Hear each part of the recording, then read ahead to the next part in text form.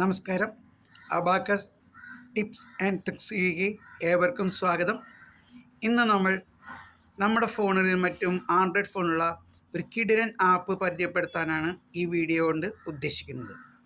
നമ്മൾ പരിചയമില്ലാത്ത വെബ്സൈറ്റോ അല്ലെങ്കിൽ ഏതെങ്കിലും ടെക്സ്റ്റിൻ്റെ തുമ്പോ വാലോ ലഭിച്ചാൽ നമ്മൾ അതിനെക്കുറിച്ച് അറിയാൻ ഗൂഗിൾ ആപ്പ് എടുക്കുകയും ഗൂഗിൾ വെബ്സൈറ്റിൽ സെർച്ച് ടെക്സ്റ്റിൽ ടെക്സ്റ്റ് ടൈപ്പ് ചെയ്യും, പ്രസ് ചെയ്ത് അന്വേഷിക്കാറ് പരമ്പരാഗത വന്നിരിക്കും.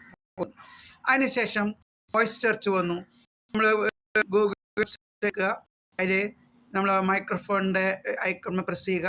അതിനുശേഷം നമ്മൾ വോയിസ് പറഞ്ഞ് സെർച്ച് കൊടുത്താലും ഗൂഗിൾ നമുക്ക് അതിനെക്കുറിച്ച് ഡാറ്റ പറഞ്ഞു തരും.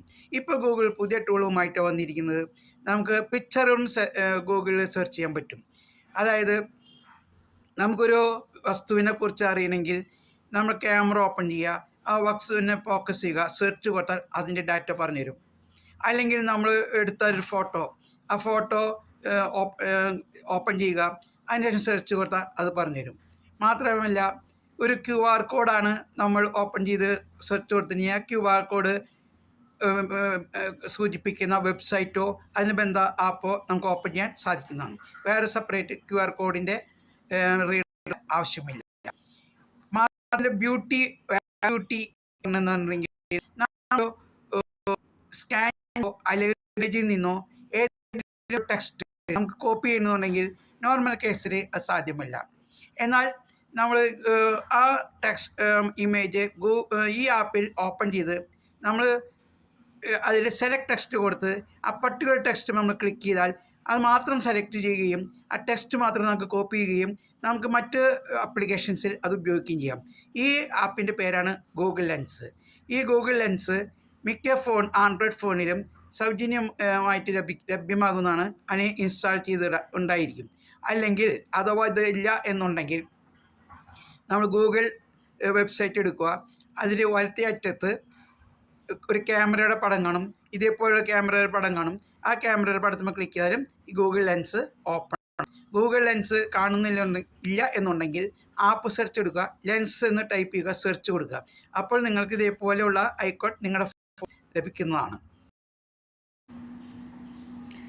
നമുക്ക് എങ്ങനെ ഗൂഗിൾ ലെൻസ് എടുക്കുന്നത് മനസ്സിലാക്കാം. നമ്മൾ ഗൂഗിൾ എടുത്തു, ഈ കണ്ടോ ഈ അറ്റത്ത് ക്യാമറയുടെ പടം കണ്ടു, ക്യാമറ എടുത്തു.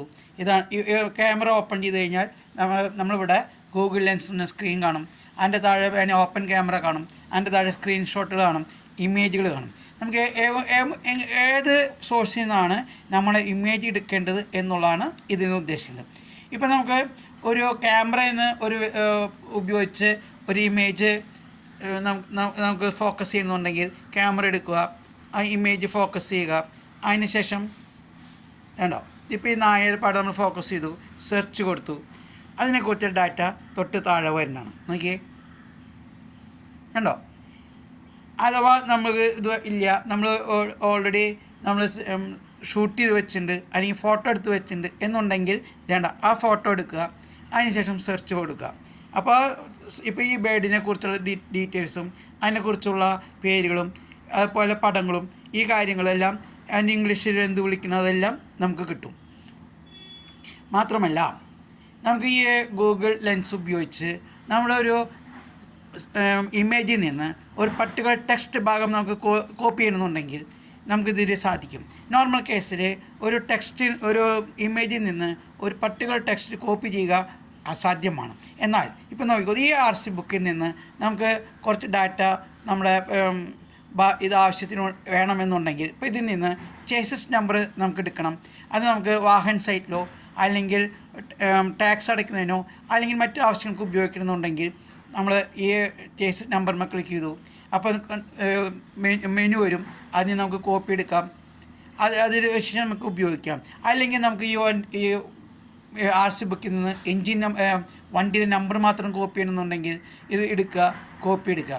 മറ്റൊരു കാര്യം ശ്രദ്ധിക്കുക, ഇതങ്ങനെ തന്നെ വാഹൻ സൈറ്റ് അങ്ങനെ എടുക്കില്ല, അതിൻ്റെ ഇടയിലുള്ള ഹൈഫൺ അല്ലെങ്കിൽ ഡാഷ് കളയണം. വാഹൻ സൈറ്റിൽ നമ്പറുകൾക്കിടയിൽ ഗ്യാപ്പില്ല. അതായത് ഈ നമ്പർ ടൈപ്പ് ചെയ്യുമ്പോൾ KH 08AW715 നേരിട്ട് തന്നെ കൊടുക്കണം. അല്ലാതെ നമുക്ക് ഈ ഡാഷ് ഇട്ട് കൊടുത്താൽ വാഹൻ സൈറ്റ് റിജക്റ്റ് ചെയ്യും.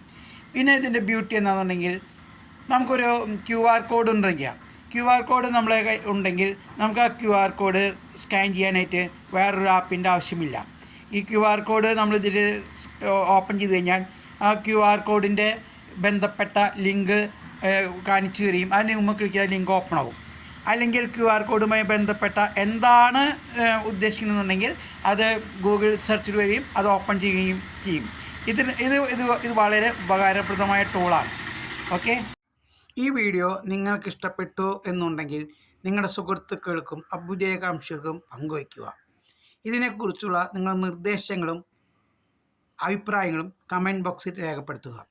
ഭാവിയിലും ഇതേപോലെ ഉള്ള വീഡിയോകൾ ഉണ്ടാക്കുവാൻ ഞങ്ങൾക്കും നിങ്ങളുടെ പ്രോത്സാഹനം വളരെ അത്യാവശ്യമാണ്. എല്ലാവർക്കും നന്ദി.